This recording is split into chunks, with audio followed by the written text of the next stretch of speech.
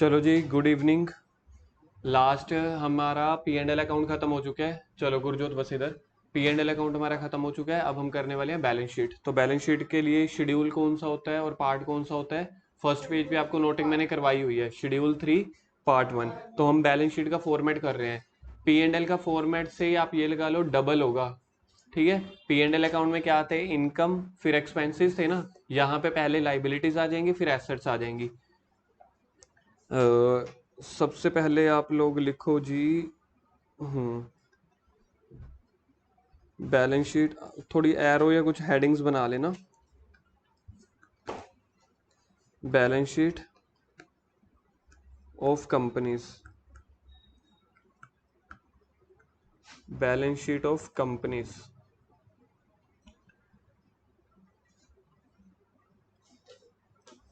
इसके लिए फिर से मेरे को एक बार के लिए याद करवाओ, शेड्यूल कौन सा होता है ये, 3। और 3 को आपने ऐसे नहीं लिखना। ठीक है, शेड्यूल को हम ऐसे लिखेंगे। ठीक है, शेड्यूल कोई बात नहीं, रख दो सामने फोन। हाँ कोई बात नहीं। Schedule 3 part 1। पार्ट 1 को भी आप लोगों ने ऐसे लिखना होता है। ठीक है, वो जो हम नॉर्मल सिंबल डालते हैं ना, ऐसे एक वाला, ऐसे नहीं डालते। Schedule 3 part 1। हाँ, रोवन हो गया एक तरह से, बिल्कुल। तो शेड्यूल 3 पार्ट 1। सबसे पहले मैं आपको क्या लिखवा रहा हूँ,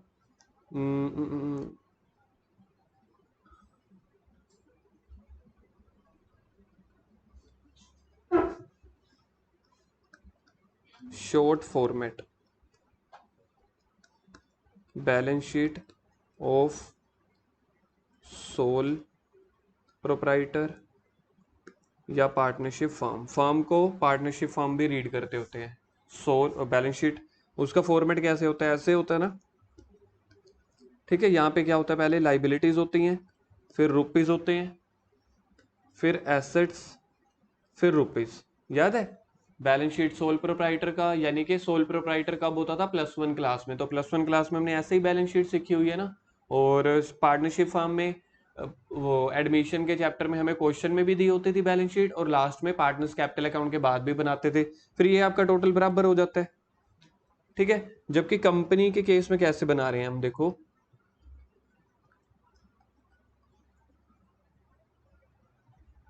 बैलेंस शीट ऑफ कंपनी, उसमें ऐसे बनता है, पहले लाइबिलिटीज। ठीक है, यहाँ पे लाइबिलिटीज आ जाती हैं, फिर यहाँ पे आ जाती हैं एसेट्स। टोटल बाद में बराबर ऐसे ही हो जाता है।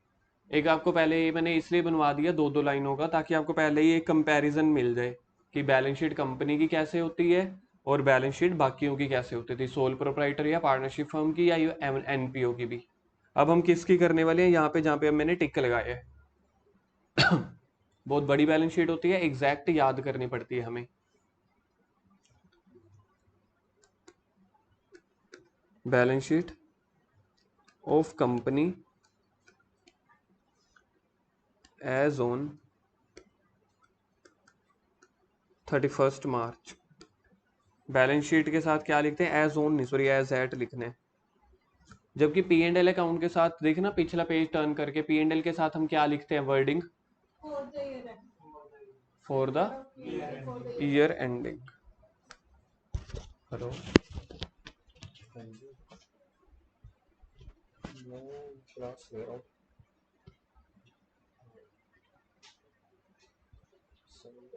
मैं आधे पौने घंटे में कॉल करके तेरे को बताऊँ। चल मैं करता हूँ थोड़ी देर। ठीक है ठीक है ठीक।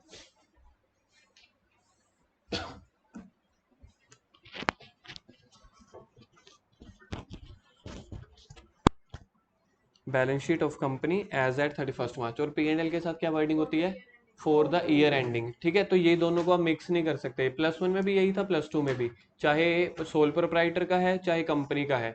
ठीक है, फॉर्मेट बनाओ। फिर से वही बनेगा, एक प्रीवियस ईयर और एक करंट ईयर और एक notes to accounts.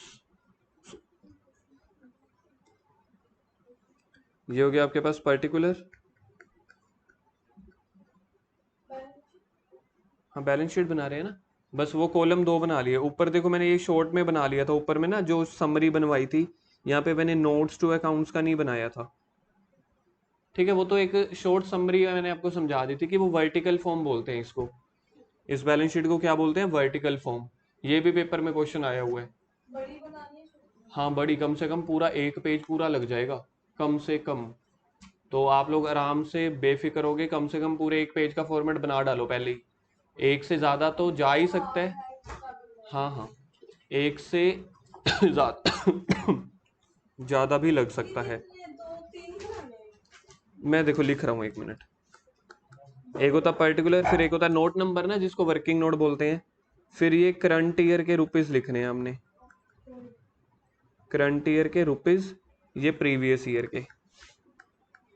Previous year के ना कभी कभी पूछे जाते हैं, लेकिन फॉर्मेट तो फॉर्मेट है ना, हमें तो लिखना पड़ेगा। जब प्रैक्टिकल लाइफ में जो कंपनीज होती हैं जैसे नाइक, टाटा, रिलायंस, वो सारा कुछ बनाती हैं। तो सबसे पहले सीरियल नंबर भी आप इसको डाल सकते हो, नहीं तो नहीं। चलो, सबसे पहला आपके पास हेड होगा। जैसे जैसे रोवन नंबर मैं डालूंगा वैसे वैसे रोवन नंबर डालना आप लोग भी, ठीक है। सबसे पहले क्या होती है? लाइबिलिटीज। हाँ जी, रोवन। जो आप ये लिखते हैं ना, देखिए ऐसे A12, इसको रोवन नंबर बोलते थे, रोमन। हाँ चलो, मेरे को भी सीखने को मिला, नहीं तो मैं भी रोमन रोमन बोल देता था। हाँ ये बढ़िया था, रोमन। यार वो रोमन रेंज है, जो भी है। चल अब इधर देख, चल चल इधर इधर। एक वर्ड आ जाता है, सारा ध्यान ही भटक जाता है ना। सबसे पहले क्या होती है? लाइबिलिटीज होती है ना। ऊपर भी देखो, सबसे पहले लाइबिलिटीज लिखी है, फिर एसेट्स। यहाँ पे ना लाइबिलिटी का नेम चेंज है। कंपनीज के कंपनी के केसेस में भी चीजें वही आएंगी, नाम धीरे धीरे थोड़े से फैंसी होते चले जाएंगे। तो इसको बोलते हैं equity and liability. Equity and liabilities. Equity का मतलब होता है कैपिटल, याद है? नहीं नहीं नहीं, ये एग्जैक्ट सेम लिखने होते हैं। पेपर में भी आपको सेम लिखने पड़ेंगे, यहाँ पे भी जितने हम क्वेश्चन करेंगे वो भी। इक्विटी एंड लाइबिलिटी, ये क्या हो गई? ये लाइबिलिटी साइड हो गई। इक्विटी का मतलब होता है हमारा पैसा, लाइबिलिटी का मतलब है उधार लिया हुआ पैसा। इक्विटी के बड़े सारे नेम होते हैं, वो आपको लिखवाऊंगा। ये क्या है? अब ध्यान से सुन लेना राहुल। इसको क्या बोलते हैं? इसको साइड बोलते हैं, SIDE। ऐसे, जैसे मैं यहाँ पे क्या बोलता हूँ, ये मेरी लाइबिलिटी साइड है ना, इधर देखना स्क्रीन पे, ये मेरी लाइबिलिटी साइड है। दिया को बुलाना। इसको हम क्या बोलते हैं? Liability side. इसको हम क्या बोलते हैं? Asset side. लेकिन यहाँ पे वर्टिकल फॉर्म में, इसलिए इसको क्या बोलते हैं? Equity and liability side. इसके अंदर अब मेजर हेड आएंगे।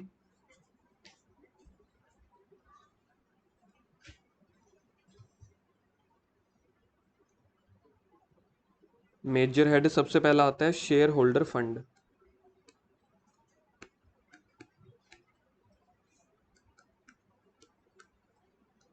ये क्या है? ये एक मेजर हेड है।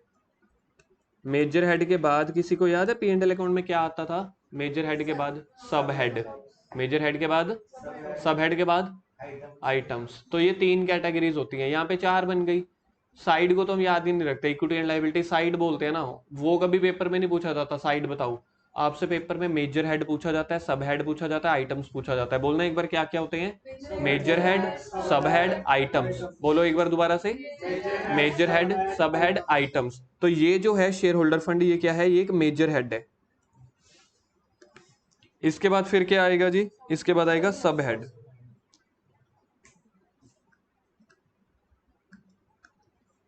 देखो मैंने तीनों अलग अलग कर दिया। ऊपर को हमने रोमन में कर दिया, फिर उसके बाद मैंने सर्कल में कर दिया मेजर हेड को। अब मैं सब हेड को किस में कर रहा हूँ? ब्रैकेट में, और वो भी अल्फाबेट्स में। हर मेजर हेड के अपने सब हेड होते हैं, सब हेड के अंदर अपनी अपनी आइटम्स होती हैं। जैसे हमने वहां पे सीखा था ना, अदर इनकम के अंदर इंटरेस्ट आ रहा था, सेल ऑफ गुड्स क्या थी? एक आइटम थी। तो उसका मेजर हेड या सब हेड क्या था? समझ लो वो RFO। तो ऐसे ही यहाँ पे अलग अलग होगा। शेयर होल्डर फंड के अंदर पहला क्या आने वाला है? सब हेड। शेयर होल्डर फंड क्या है? एक मेजर हेड है, मेजर हेड के अंदर क्या आने वाला है? सब हेड। तो अपने अपने मेजर हेड के अपने सब हेड हैं, अपनी अपनी आइटम्स हैं। तो पहला आएगा शेयर कैपिटल।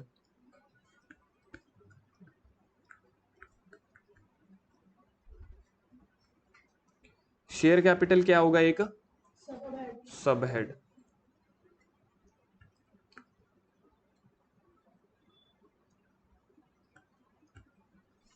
सब हेड के बाद क्या आएंगी? आइटम्स। तो शेयर कैपिटल में कौन कौन सी आइटम्स होती हैं? देखो ये मैं लिख रहा हूँ, आइटम्स को ना मैं एरो डाल के लिखा करूंगा, ठीक है। सबसे पहले इसमें होती है authorised share capital, authorised share capital, issued share capital,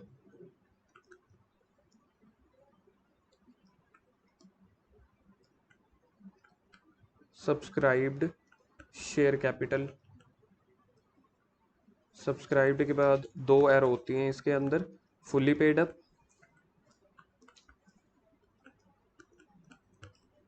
note fully paid up.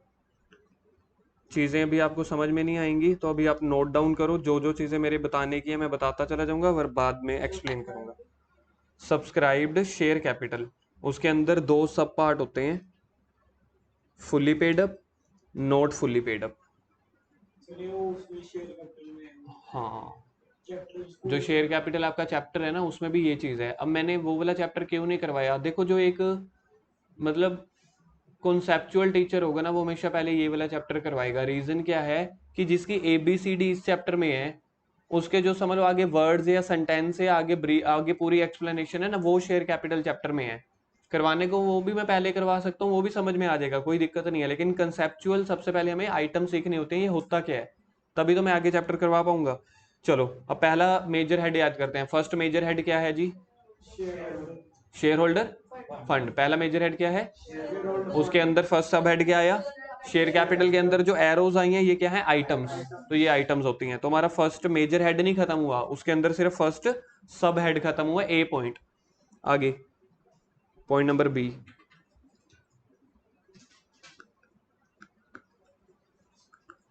Second सब हेड शुरू होने वाला है, reserves and surplus. Reserves and surplus, second सब हेड।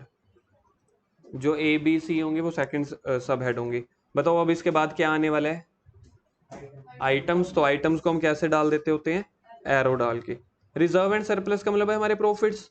प्रॉफिट के क्या क्या नेम आते हैं? पार्टनरशिप के एडमिशन नहीं, एडमिशन वाला चैप्टर हमने किया था, एक मिनट, एडमिशन वाला चैप्टर किया था, उसमें एक टॉपिक आया था एक्यूमुलेटेड प्रॉफिट एंड लॉसेस।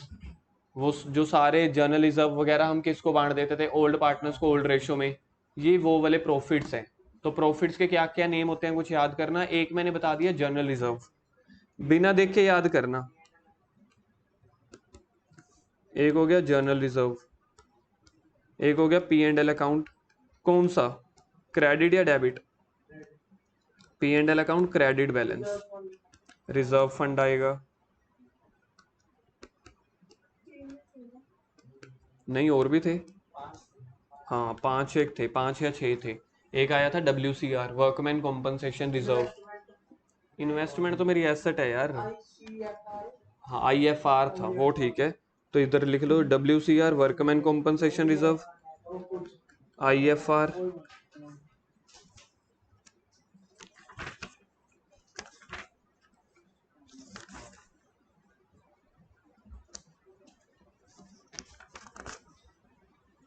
लेकिन ये कंपनी है, जो हमने पढ़े थे वो किसके पढ़े थे? हमने पार्टनरशिप फर्म के पढ़े थे। तो कंपनी में और भी आएंगे। फिर फोन उठा लिया, रखो फिर, फोन टेबल पे होना चाहिए।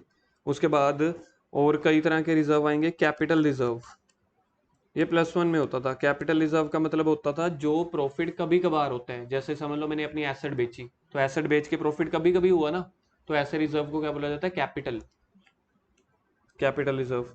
अच्छा जी, और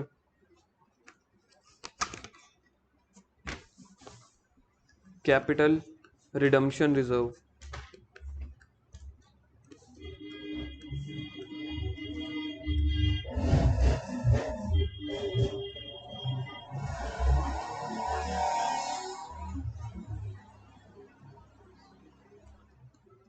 debenture redemption reserve, capital redemption reserve, debenture redemption reserve. Security premium,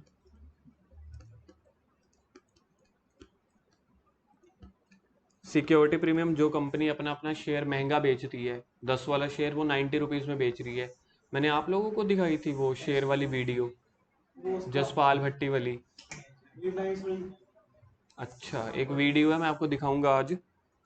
वैसे वो शेयर कैपिटल की मतलब वीडियो है। कंपनी क्या करती है, 10 वाला शेयर ना 90 में बेचती है, तो 80 रुपए का महंगा हो गया ना शेयर, तो वो 80 रुपीज को ना सिक्योरिटी प्रीमियम बोलते हैं। प्रीमियम का मतलब होता है महंगा, ठीक है। तो वो भी हमारा 80 रुपीज का प्रॉफिट है।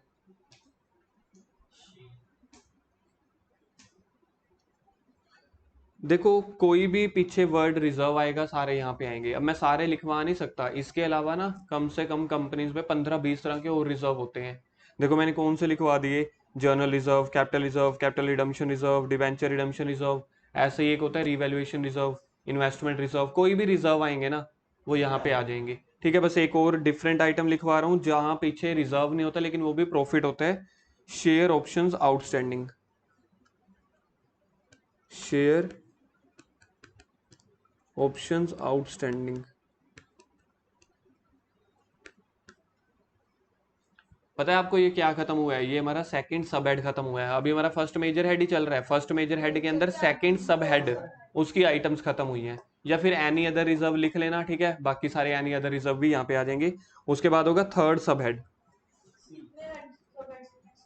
हर मेजर हेड के अलग अलग होते हैं, पहले वाले के 3 है, ए बी सी, तो ये लास्ट है सी।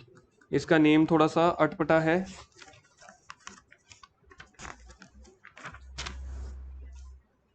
मनी रिसीव्ड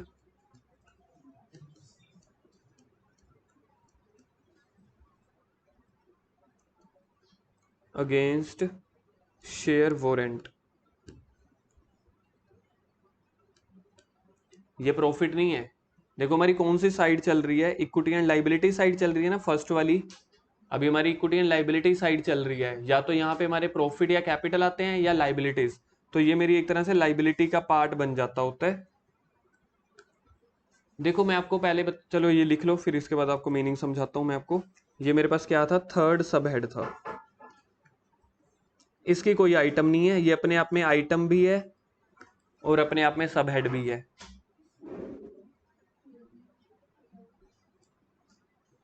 इसके बाद मेरे पास सेकंड क्या चलेगा, देखना मेजर हेड को हम पॉइंट्स में लिख रहे थे ना, 1-2 में मेजर हेड को हम पॉइंट्स में लिख रहे थे। अब ये देख लो जी, ये क्या होता है, जिसको समझना है समझ लो, जिसको लिखना है अपनी एक आध लाइन हिंदी में लिख लेना। ये मेरी लाइबिलिटी की होती है। देखो जो भी बिजनेस के पास कैपिटल आती है, याद है हमने कॉन्सेप्ट सीखा हुआ है, बिजनेस अलग पर्सन होता है, ओनर अलग। तो बिजनेस के पॉइंट ऑफ व्यू से हम बैलेंस शीट बना रहे हैं। कैपिटल किसने किसको उधार दिया, ओनर ने बिजनेस को कैपिटल उधार दी, इसलिए तो बिजनेस के लिए वो कैपिटल क्या बन गई, लाइबिलिटी, क्योंकि पे करनी है। तो देखो हमने कैपिटल ऊपर लिखी है ना। कंपनी के केस में कैपिटल का नाम फैंसी होता है, शेयर कैपिटल है, वो ही कैपिटल ही है, ओनर ने प्रोवाइड की हुई है।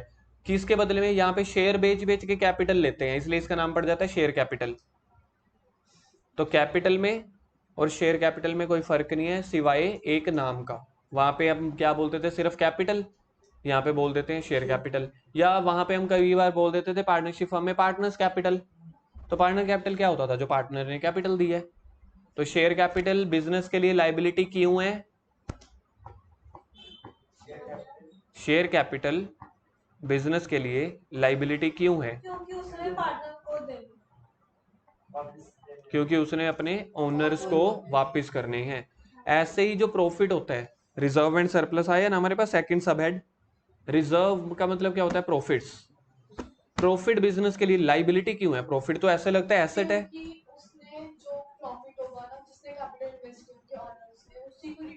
बिल्कुल ठीक है, बिल्कुल ठीक है। क्योंकि जो प्रॉफिट बिजनेस ने कमाया, जो प्रॉफिट बिजनेस ने कमाया, कहां से कमाया होगा, किन पैसों से, जो कैपिटल ओनर ने दिया उन्हीं पैसों से कमाया होगा।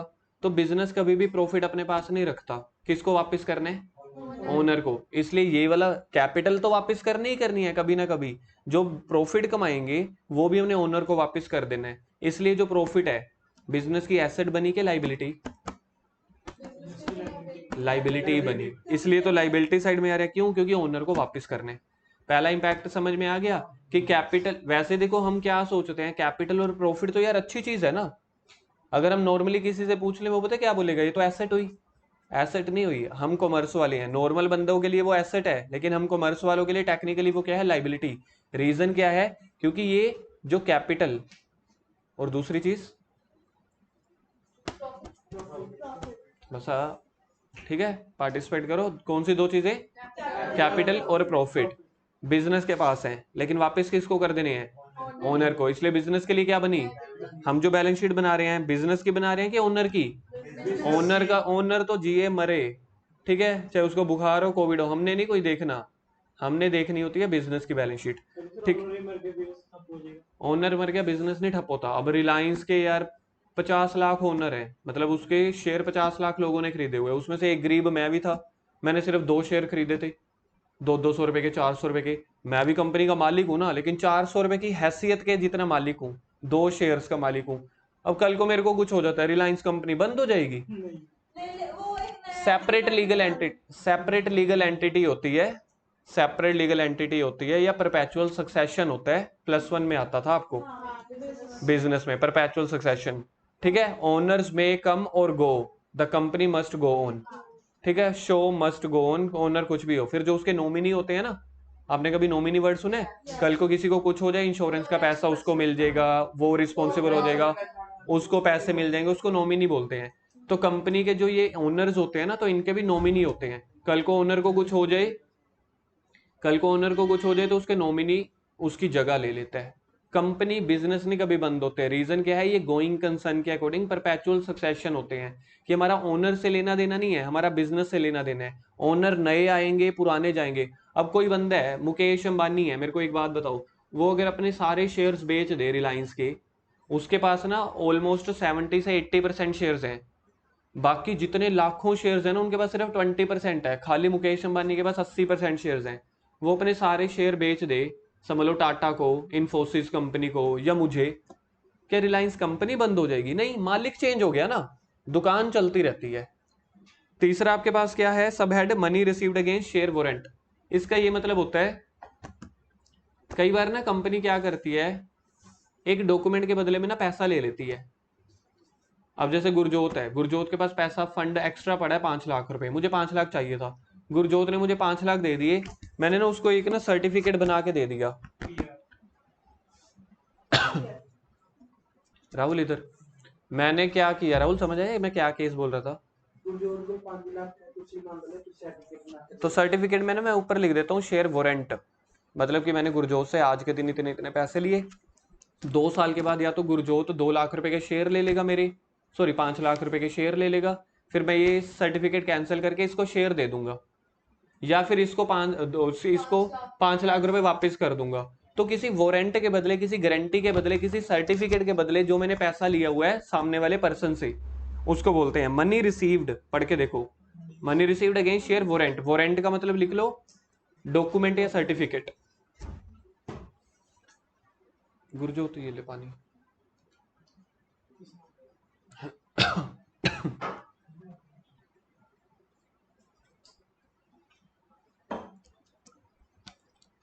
फर्स्ट मेजर हेड खत्म हो गया, तालियां।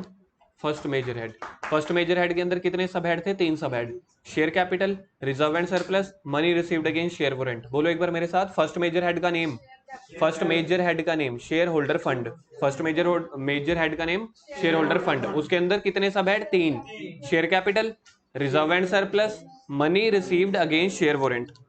उसके बाद फर्स्ट मेजर हेड खत्म हो गया, तो कौन सा आएगा, second major head. Second major head बड़ा बहुत बढ़िया है, आपको बहुत पसंद आएगा। नाम थोड़ा सा टेढ़ा है, काम अच्छा है इसका। आप कहोगे सारे मेजर हेड ऐसे ही हो।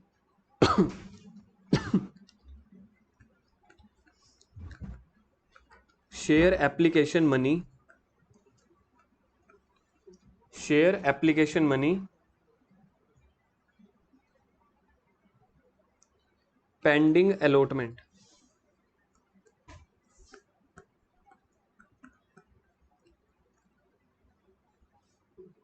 ये क्या था जी मेरा सेकंड मेजर हेड।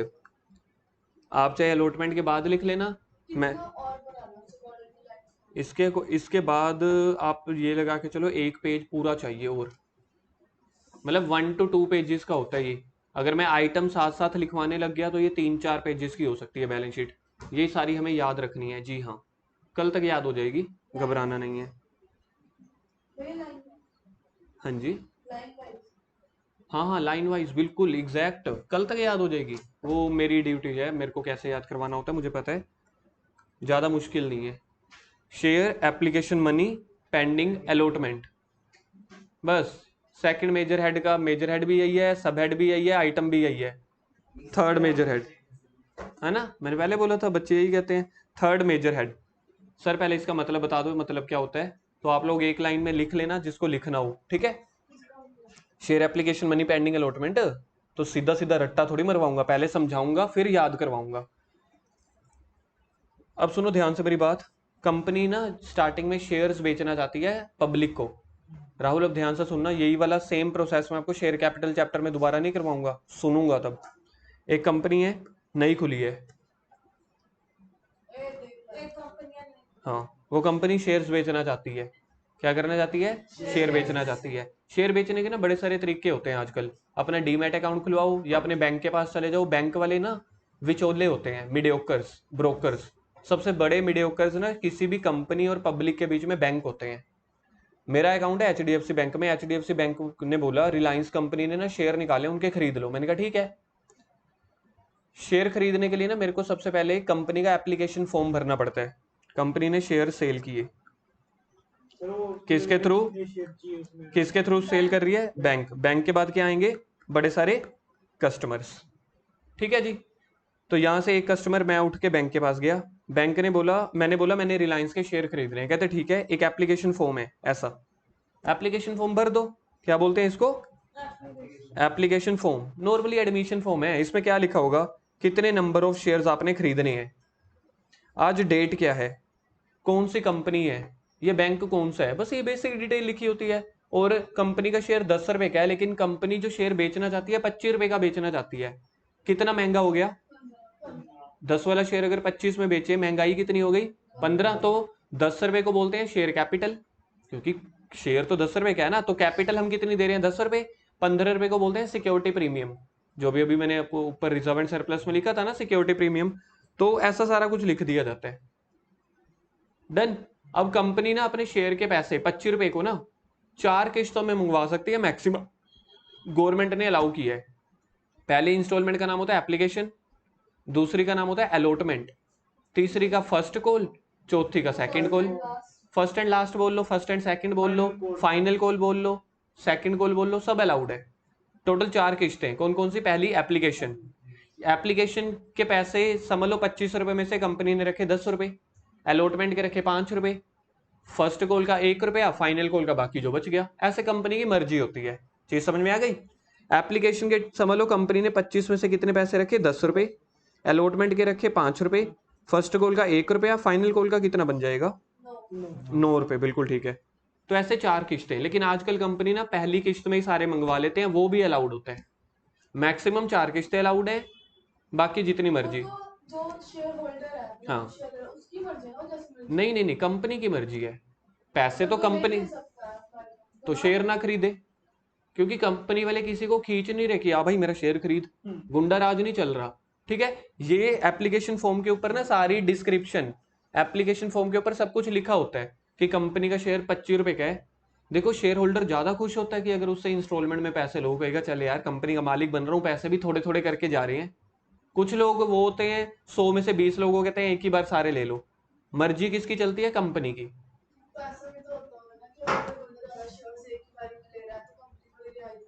नहीं नहीं नहीं, ऐसा कुछ नहीं होता, क्योंकि कंपनी का वो प्रोडक्ट थोड़ी ना है ये कि कोई शूज या कपड़े कुछ वो थोड़ी बेच रही है, तो शेयर्स हैं तो नॉर्मली है मालिक। कंपनी का लॉस हो गया, फिर वो प्रॉफिट और लॉस ही करेगी। हाँ, अब इधर देखना आगे, एप्लीकेशन का रेट था 10 रुपए, ठीक है। बड़े सारे लोग आए, देखो कितने सारे लोग आए, 1 2 3 4 5 6, सभी ने ये वाला एप्लीकेशन फॉर्म भरा, पैसे जमा करवा दिए। अब मेरे को एक बात बताओ, अगर मैंने 5 शेयर खरीदने होते तो मैं बैंक को कितने पैसे दे के आऊंगा? गलत, कोई और। एप्लीकेशन का रेट 10 रुपए है ना, ध्यान से देखो। अभी तो मैं एप्लीकेशन भरने गया हूं, ₹50। ठीक है, मल्टीप्लाई करना था कशिश, इतना टेक्निकल नहीं। ठीक है, दोबारा आपको मैं याद करवा देता हूँ। कंपनी का शेयर कितने का है? ₹25 का। कंपनी 4 इंस्टॉलमेंट में पैसा मंगवा सकती है। पहली इंस्टॉलमेंट का नाम क्या होता है? एप्लीकेशन। तो कंपनी कह रही है एप्लीकेशन फॉर्म भरते हुए सिर्फ एप्लीकेशन के पैसे देने होते हैं। तो ₹10 देने हैं, मैंने 5 शेयर खरीदने हैं, तो ₹10 है ना एप्लीकेशन का रेट, तो मैं कितने पैसे दे के आऊंगा? ₹50। राहुल कहता जी मैंने 200 शेयर खरीदने हैं। राहुल कितने पैसे दे के आएंगे हम? ₹2000। रजत अगर आपने एक शेयर ही खरीदना है सिर्फ, आप कितने पैसे दे के आओगे? ये कब दे के आ रहे हो आप? जब आप एप्लीकेशन फॉर्म भर रहे हो ना, एप्लीकेशन फॉर्म भर रहे हो। अब देखो क्या हुआ, कंपनी के पास ना बैंक ने ये वाले सारे पैसे पहुंचा दिए जो उसको पब्लिक से मिले थे, क्योंकि बैंक तो एक विचोला है। चीज समझ में आ गई? यहां तक कहानी समझ में आ रही है? इसके बाद कंपनी कह रही है हमारे पास कितने शेयर्स आए हैं टोटल, देखना 1 5 2 206 शेयर्स ना। कंपनी कहती है हमारे पास शेयर्स ही सिर्फ 150 शेयर्स हैं। सिर्फ वो जितने के लिखे हुए साथ दे देंगे। नहीं नहीं, 150 शेयर्स हैं। अब क्या कहानी बन रही है? मांगने वाले कितने आ गए? 206। कंपनी के पास कितने हैं? मतलब आप ऐसे समझ लो यार, कंपनी के पास 150 मोबाइल फोन है बेचने के लिए, और आ कितने गए? 206। अभी वो चीज बाद में है। तो कंपनी क्या करती है, जब तक इनको बताती नहीं। अब देखो मेरे को बताओ, मैं 150 शेयर किसको दूं? मेरे पास 3 बंदे आए हैं, पहला, दूसरा, तीसरा, सारे उसको दे दूं? ठीक है, और कोई आइडिया? आपके स्क्रीन के ऊपर ही है। एक बंदे ने 5 मांगे हैं, देखो आपके पास 2 चॉइसेस है, 5 वाले को पूरे दे दो, एक मांगे उसको भी दे दो, बाकी जो बच गए। ऐसा है सर, जिसने 4 मांगे हैं, 5 मांगे उसको 3 दे देंगे कम करके, फिर बाद में जब दोबारा लौट करेंगे उसको फिर पूरे कर देंगे। हाँ चलो ये तो भी आप लोगों की वो थी जो आप थोड़ा सा बता रहे हो। कंपनी का क्या होता है, कंपनी वाले ना फर्स्ट बेसिस पे देखते हैं यार। कंपनी वाले सीधा फर्स्ट बेसिस पे देख रहे हैं, पहले मेरे पास 5 शेयर की रिक्वेस्ट आई है, उसको तो 5 दो। 200 शेयर की रिक्वेस्ट आई है, मेरे पास कितने बचे? अगर कंपनी ने 5 दे दिए, 145 ना, तो इसको 200 वाले को 145 दे दो। बाकी जो इसने पैसे फालतू दिए हुए हैं ना, दूसरे वाला बंदे ने कितने शेयर मांगे थे? दूसरे वाले ने यार, ध्यान से देखो, उसको मिले कितने? 145, लेकिन उसने पैसे तो 200 के भर दिए थे ना, तो बाकी 55 के उसके पैसे रिफंड कर दो। और तीसरे वाले को एक शेयर में से कुछ नहीं मिला, उसको उसके पैसे रिफंड कर दो। तो इस सारे प्रोसेस को बोलते हैं कंपनी के हिसाब से। अब सोचो, share application money, share application money, pending allotment. Allotment का मतलब होता है किसको फाइनली दे दिए। तो अभी तक कंपनी के पास जो पैसे आए हुए हैं, कितने के पैसे आ गए थे? 206 के बदले में आ गए थे ना, लेकिन अभी तक आपने उनको अलॉट तो किया नहीं। हो सकता है किसी को रिफंड करने पड़ जाए, इसलिए तो ये कंपनी की लाइबिलिटी हुई। Share application money but pending allotment, मतलब अभी हमने उनको शेयर अलॉट करने हैं। अभी तक हमने कितने पैसे हमने उनको वापस करने हैं? एक को 55 इंटू 10 वापस करने हैं, एक को 1 इंटू 10। तो ये वाले पैसों को क्या बोलते हैं? Share application money, pending allotment. आया समझ में? लिख दो अमाउंट रिफंडेबल, इसका जो मीनिंग होता है,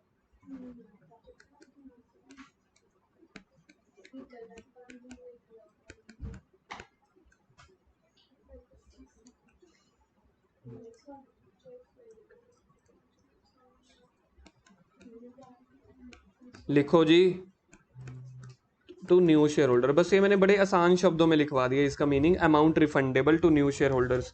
बाकी ऊपर से पता चल जाएगा, क्यों? क्योंकि उनकी अलॉटमेंट अभी पेंडिंग है। हमारे केस में कितने थे ये? 45 इंटू 10, 1 इंटू 10, ये वाले पैसे ये हमने रिफंड कर देने हैं, 450 और 10। ठीक है ना? जल्दी से लिखो इसको। सॉरी 55 है ना? अरे भैया 45 इंटू 10 तो नहीं और फिर 1 इंटू 10 जहाँ वहाँ पे 5 इंटू 10 नहीं आएगा। नहीं यार, ये वाला देखो केस। एक को तो दिया नहीं, एक हाँ, को 145 दे दिया, तो बाकी तो 55 रह गए ना। 5 वाले तो खत्म हो गए ना, उनकी तो अलॉटमेंट हो गई, जिसको हमने पैसे रिफंड करने हैं।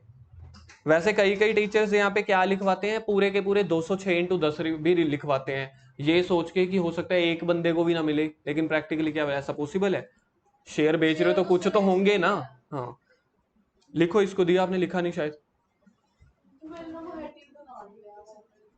काट दो, और तो कोई बात नहीं, क्योंकि ये चीज नहीं तो समझ में नहीं आएगी, दिक्कत होगी। ऊपर लिख दो। Major head number 3,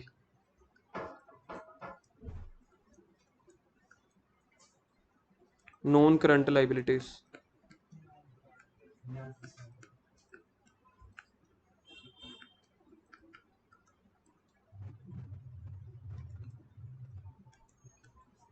non current liability का मतलब होता है लॉन्ग टर्म लाइबिलिटीज। फिर से शीशा फिक्स करो।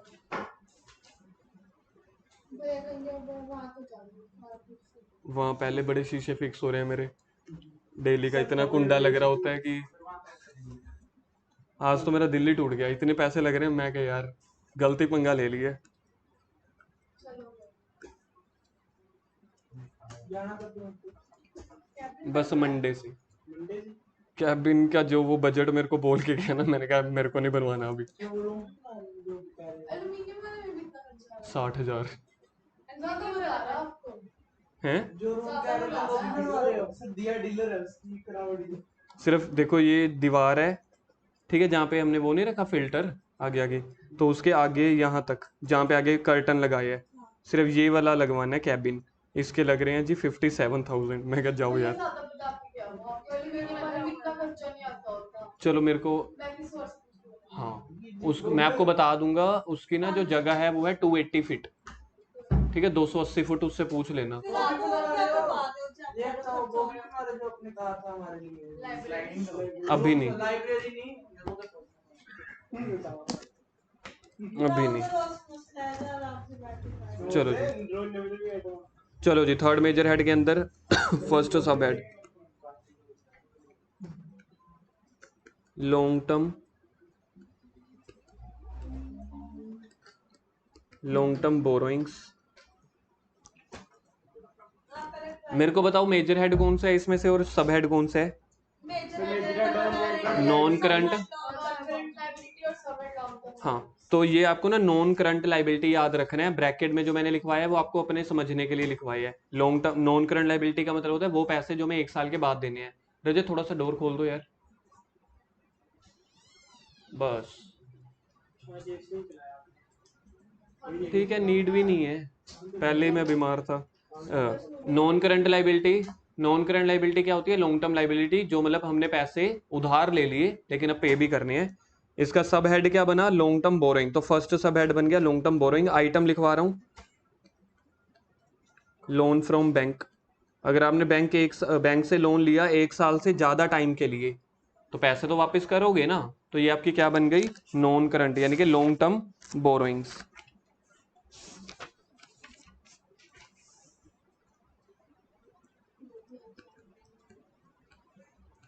डिबेंचर्स या बॉन्ड्स। डिबेंचर का मतलब किसी को याद है क्या होता था? शेयर नहीं, शेयर अलग चीज होती है, वो ऊपर हो गया। लॉन फ्रॉम डिविडेंड होता रजत ने ठीक बोला। रजत एक बार फिर से। है। Loan from public. डिबेंचर या बॉन्ड्स का मतलब होता है लोन फ्रॉम पब्लिक। एक आपने ऊपर बैंक से लोन ले लिया, यहाँ पे डिबेंचर यानी कि बॉन्ड, लोन फ्रॉम पब्लिक। कोई ऐसे ही नहीं बेचने। Public deposit.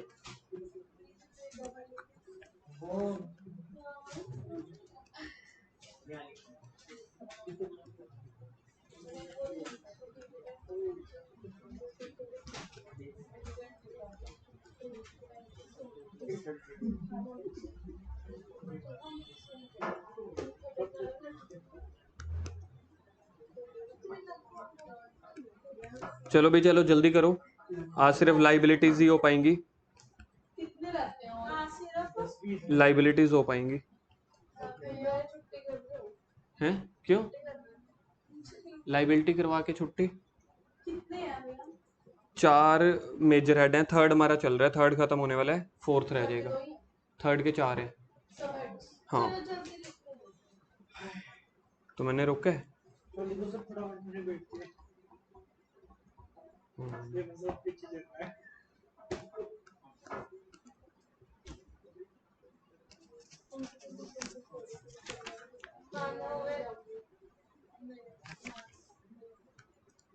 क्या? मैं क्या बनाने में तो हमें करेंगे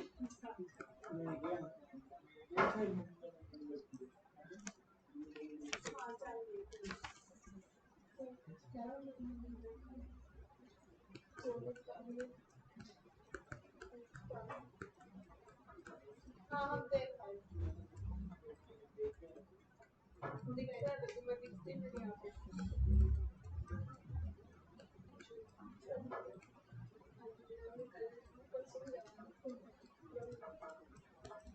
सेम ही देखा कमिटमेंट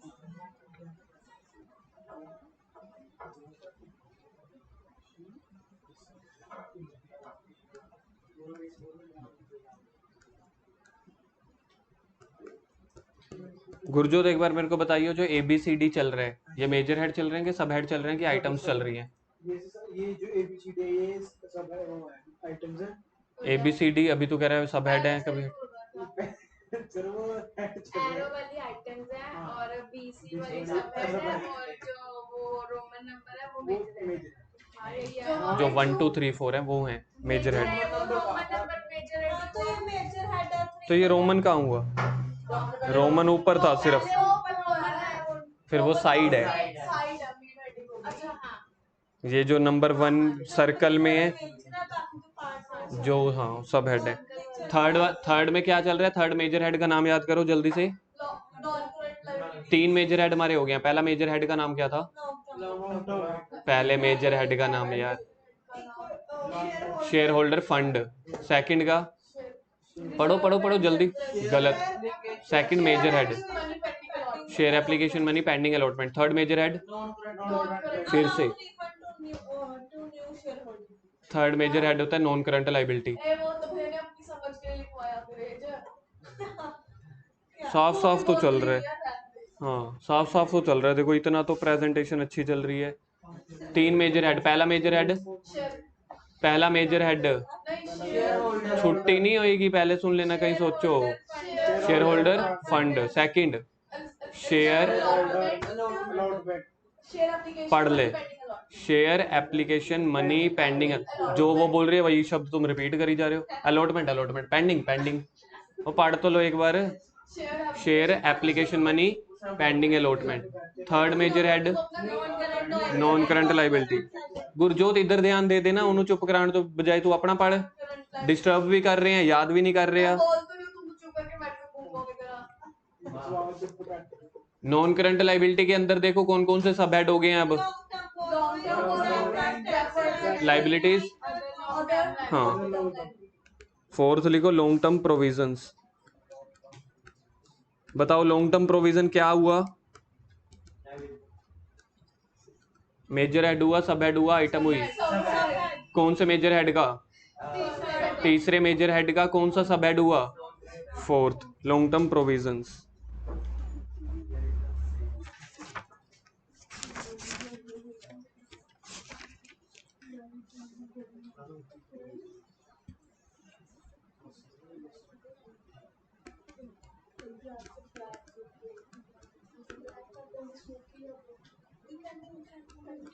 बस यार बोलो मत आप लोग। कशिश इधर आओ आप, फिर दिमाग चलता नहीं जिस चीज पे मेरे को चाहिए। सबसे आगे आओ। पता नहीं उसको कशिश को क्या हो गया। पिछले 1 2 महीनों में तारीफें ज्यादा होगी ना, पिछले 15 दिनों में फिर से डाउन आ रहे हो। इतना बोल रहे हो जैसे +1 में बोलते थे। एक पेज हाँ और लग सकता है। हाँ हाँ बना लो बना लो। हाँ हाँ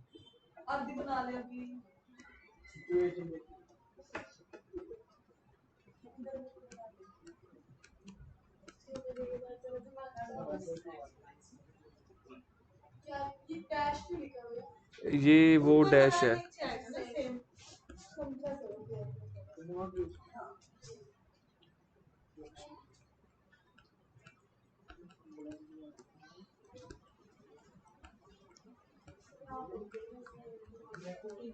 ग्रेचुटी कल बताया था, ग्रेचुटी का मतलब क्या होता था। बस ऐसे ही है यार, तू लिख ले। मैं केड़ा अंग्रेजी का टीचर लगाऊं। Warranty, gratuity, employees benefit. याद है ग्रेचुटी का मतलब क्या बताया था परसों? क्योंकि लिखते नहीं हो ना इसलिए नहीं याद रहता। ग्रेचुटी का मतलब होता था, जो मैंने आपको बताया था, 5 साल किसी कंपनी में लगातार जॉब कर लो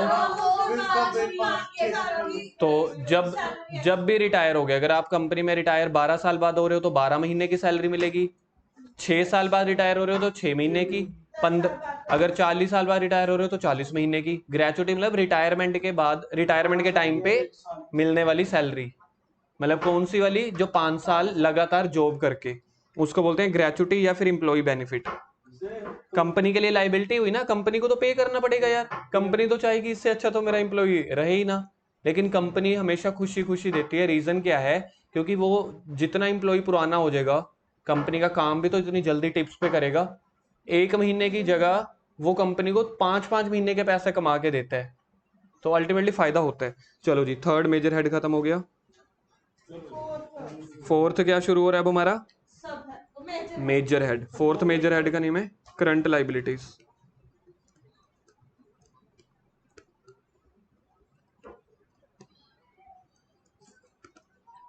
फोर्थ मेजर हेड है ये। इसके अंदर फिर से 4 सब हेड आएंगे, फिर छुट्टी। देखना 4 आ रहे हैं। चार।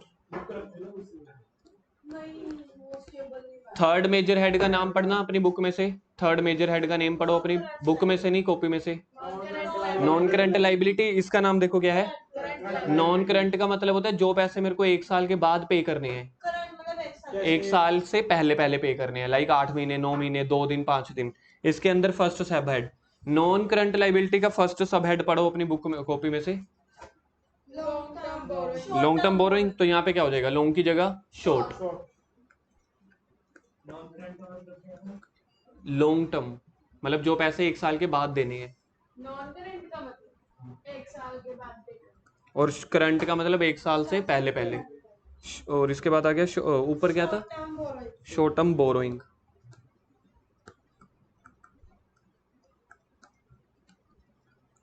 इसके अंदर आइटम एक ही लिखवा रहा हूँ, यानी कि नहीं, एक नहीं, लोन फ्रॉम बैंक,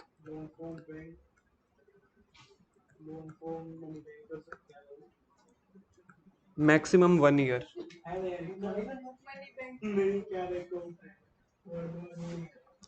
चल चल इधर इधर इधर।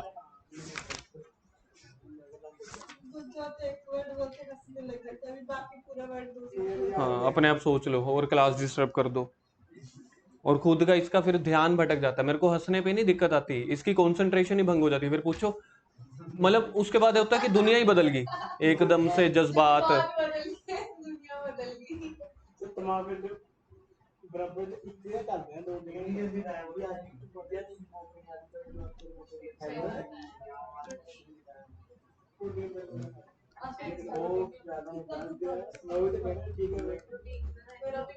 चलो चलो चलो आगे, लोन रीपेबल लोन।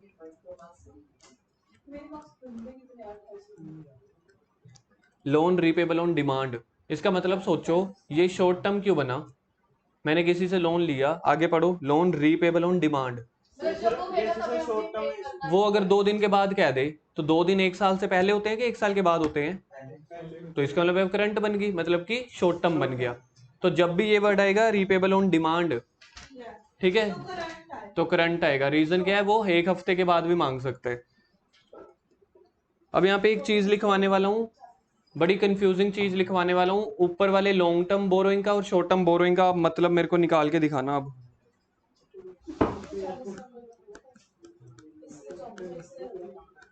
डिपॉजिट देखो मैंने ऊपर भी लिखवाया था लॉन्ग टर्म बोरोइंग में, किधर है? दिखाइयो गुरजोत।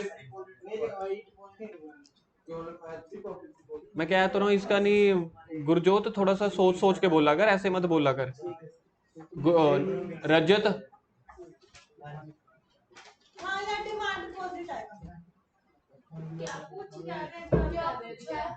ध्यान है आप लोगों का? ये इनकी अपनी दुनिया चल रही है, उसकी अपनी, इनकी अपनी। ना करो ना, मैं समझा रहा हूं अभी। अब इधर सुनो सारे इकट्ठे। तीसरा मेजर हेड का फर्स्ट सब हेड पढ़ो, ऊपर क्या था? Long term borrowing. चौथे मेजर हेड का फर्स्ट क्या है? उसमें हमने डिपॉजिट लिखवाया था, इधर इधर इधर। क्यों? फोन कर रहा हूँ। रखे यार फोन, वो भी लेगा पक्का, वो भी है चाबी देना। पढ़ना है कि भेजो तुम्हें दोनों बाहर? उसमें हमने पब्लिक डिपॉजिट, उधर पब्लिक डिपॉजिट था, यहाँ पे सिर्फ डिपॉजिट है। तो ये याद रखना, ये पेपर में बहुत कंफ्यूज करता है। डिपॉजिट है यानी कि छोटा हो गया ना, तो करंट ऐसे याद कर लो। पब्लिक डिपॉजिट बड़ा है यानी कि नॉन करंट।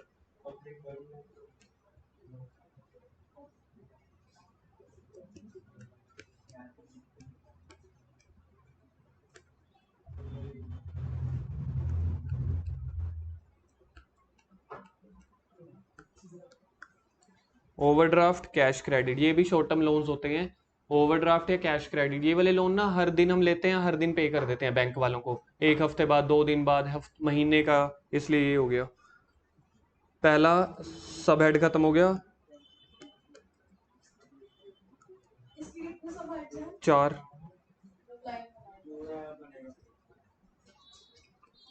सेकंड है ट्रेड पेबल्स,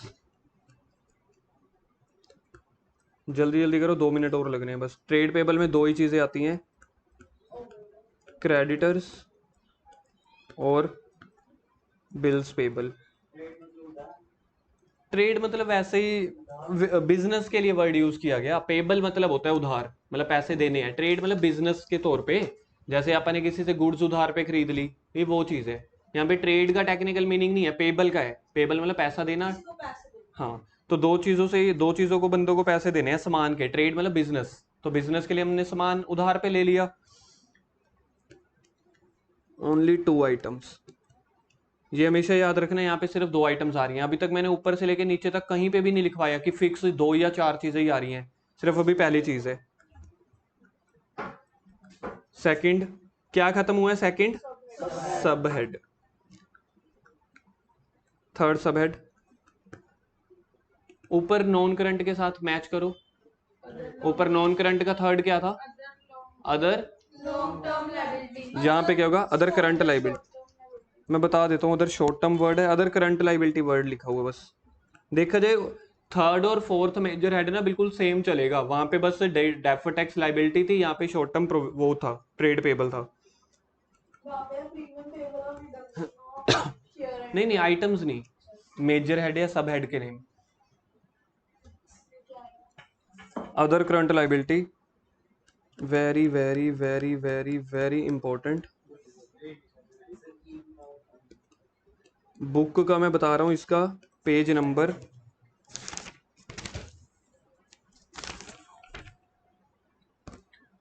1.16। इसका बाद में वर्किंग नोट बनवाऊंगा, जैसे हमने पिछले चैप्टर में नहीं बनाया था आरएफओ का या उसका, तो इसका मैं वर्किंग नोट नंबर यहाँ पे 1 या 2 लिखवा के नीचे करवाऊंगा, क्योंकि इसके अंदर 10-15 आइटम्स हैं, तो फिर यहाँ पे खिचड़ी पक जाएगी।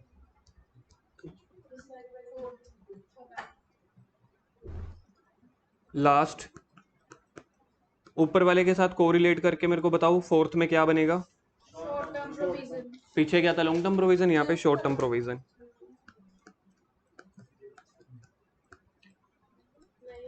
नहीं, उसके लिए जगह नहीं छोड़नी है, अदर करंट लाइबिलिटी के लिए वर्किंग नोट में बनवा दूंगा, या फिर बुक में कर लेंगे। Short term provisions, short term provisions में 2-3 आइटम्स आएंगी।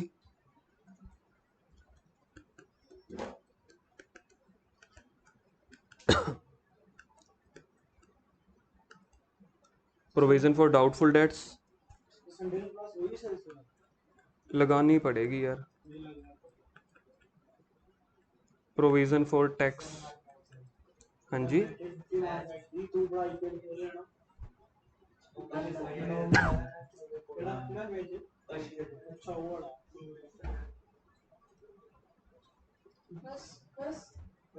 रुक जाओ, इधर देखो अभी ध्यान से।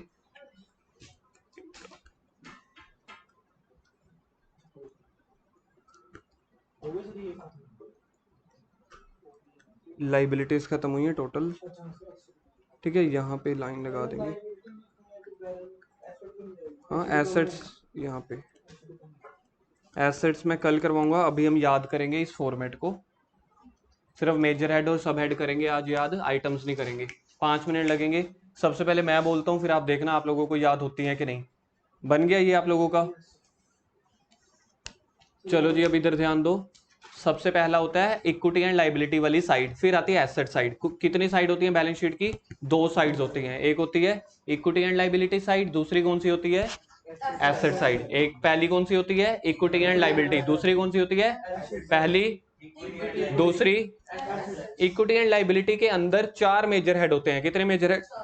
साइड्स कितनी होती हैं? दो। दोबारा से पिछला भी तो सुन सकता हूं ना। कितनी साइड्स होती हैं? दो sides, equity and liability side, asset side. पहले हमने इक्विटी एंड लाइबिलिटी खत्म किया। कितने मेजर हेड होते हैं उसके? चार। अब पहले तो मुझसे सुन लो चारों मेजर हेड के नेम। पहला शेयर होल्डर फंड, एक नाम गलत बोलूंगा मेरे को ठीक करना।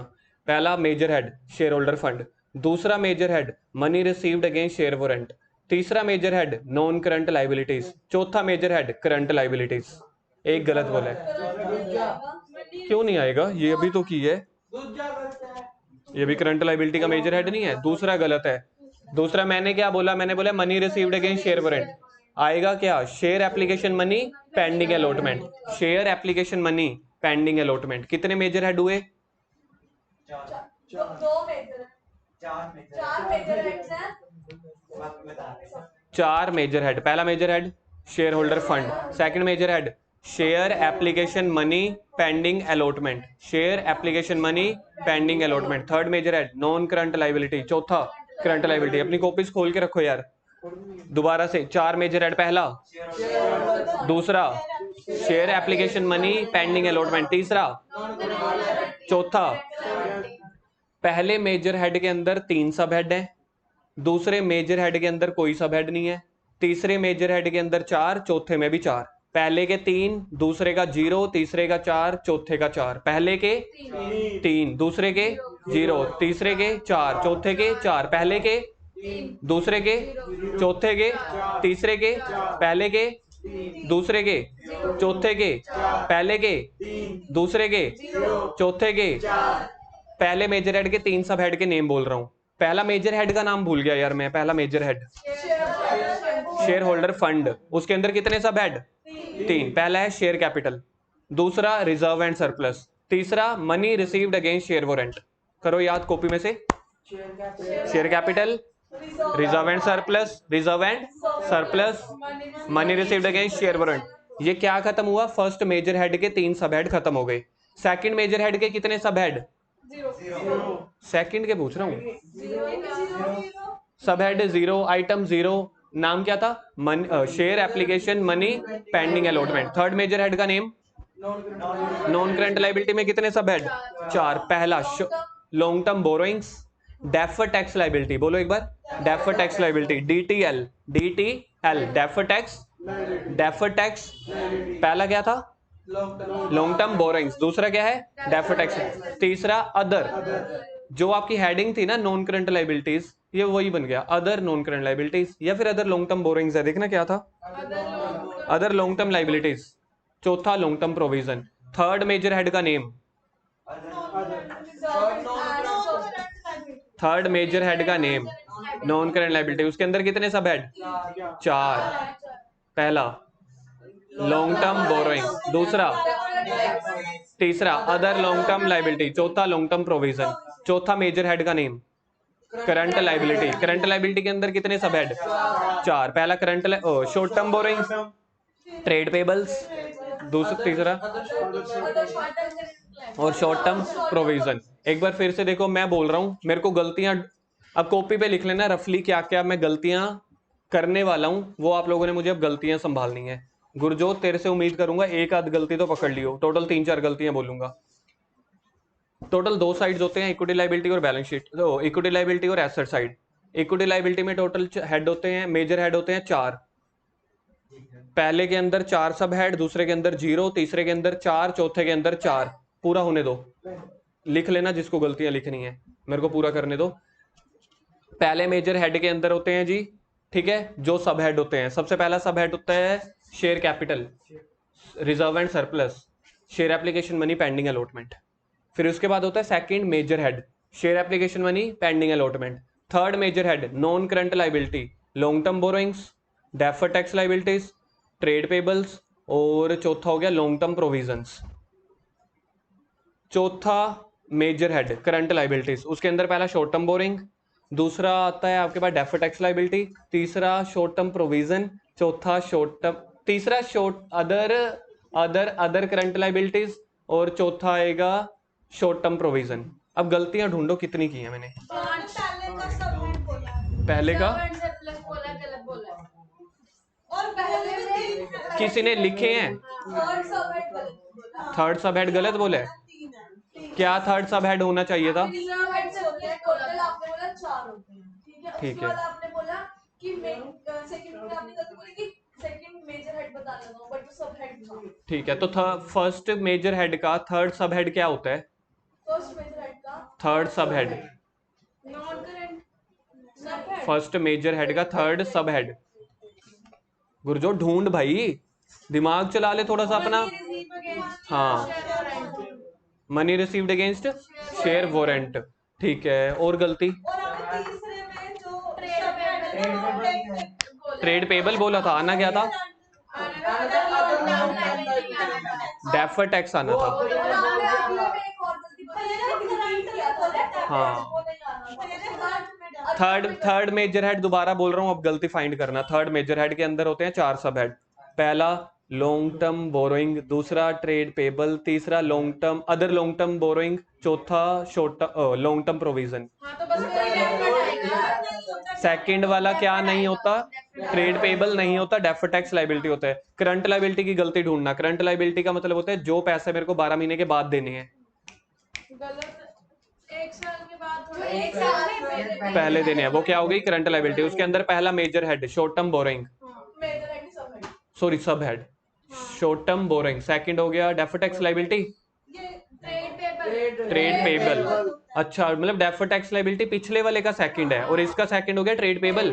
थर्ड हो गया मेरे पास अदर करंट लाइबिलिटी, चौथा हो गया short term provision. Trade payable के अंदर सिर्फ 3 ही चीजें आती हैं फिक्स के, 2 कौन सी? क्रेडिटर्स और बिल पेबल।